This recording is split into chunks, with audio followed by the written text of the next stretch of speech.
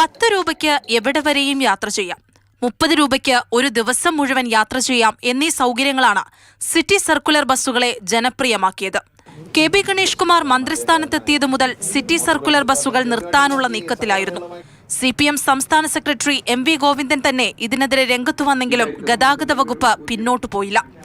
കഴിഞ്ഞ ദിവസം വരെ കുറഞ്ഞ നിരക്കിൽ ഓടിയിരുന്ന സിറ്റി സർക്കുലർ ബസ്സുകളിൽ ചിലത് ഒരു മുന്നറിയിപ്പുമില്ലാതെ പോയിന്റ് ടു പോയിന്റിലേക്ക് മാറി. ടിക്കറ്റ് നിരക്ക് കൂടി. ഞാൻ ആൾറെഡി 30 രൂപ കൊടുത്ത് ടിക്കറ്റ് എടുത്തിരിക്കുകയാണ്. എന്നിട്ടും എന്നോട് ആവശ്യപ്പെട്ടത് വീണ്ടും ഞാൻ ടിക്കറ്റ് എടുക്കണമെന്നാണ്. ചോദിച്ചപ്പോൾ പറഞ്ഞത് ഇതിപ്പോൾ പോയിന്റ് ടു പോയിന്റ് സർവീസാക്കി എന്നാണ് പറഞ്ഞത്. അപ്പോൾ ഈ പോയിന്റ് ടു പോയിന്റ് സർവീസിൽ ഈ ടുഡേ ടിക്കറ്റ് അലൗഡ് അല്ല. അതുമാത്രമല്ല, ഈ ടുഡേ പോയിന്റ് ടു പോയിന്റിൽ തന്നെ 10 രൂപ ടിക്കറ്റല്ല, അതിൽ കൂടുതൽ വരുന്ന ഡിനോമിനേഷൻസും ഉണ്ട്.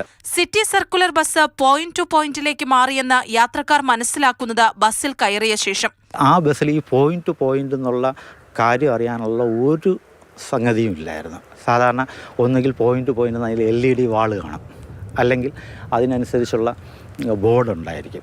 അതങ്ങനെയൊന്നുമില്ല. ഒരു ചെറിയ ഹിൻഡ് പോലും തരാതെ സാധാരണ സർക്കുലർ ബസ് പോലെ വന്ന ആ ബസ്സിലാണ് ഞാൻ കയറിയത്. സിറ്റി സർക്കുലർ ബസ്സുകൾ ഒഴിവാക്കാനുള്ള KB ഗണേഷ് കുമാറിന്റെ നീക്കത്തിനെതിരെ രംഗത്തുവന്ന VK പ്രശാന്ത് MLA മണ്ഡലത്തിലാണ് പരിഷ്കരണം ആദ്യം നടപ്പാക്കിയത്. ഏതാണ്ട് 30 കിലോമീറ്റർ ദൂരമാണ് ഇലക്ട്രിക് വാഹനങ്ങളിൽ ഈ 10 രൂപയ്ക്ക് ഓടുന്നത്. അത് മറ്റേ റേറ്റ് കൂട്ടിക്കഴിഞ്ഞാൽ ഏതാണ്ട് 40 രൂപയോട് അടുപ്പിച്ച് വരേണ്ടതാണ്. അപ്പോൾ ഈ ഒരു സാഹചര്യം ഉണ്ട് എന്നുള്ളത് യാഥാർത്ഥ്യമാണ്.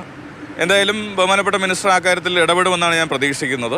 ഗതാഗത വകുപ്പിലെ പരിഷ്കരണങ്ങൾ ഏകപക്ഷീയമായി നടപ്പാക്കുന്ന KB ഗണേഷ് കുമാറിന്റെ നടപടിക്കെതിരെ LDF-ലും CPM-ലും അസ്വാരസ്യങ്ങൾ ഉയർന്നിട്ടുണ്ട്. News desk, Mathrubhumi news.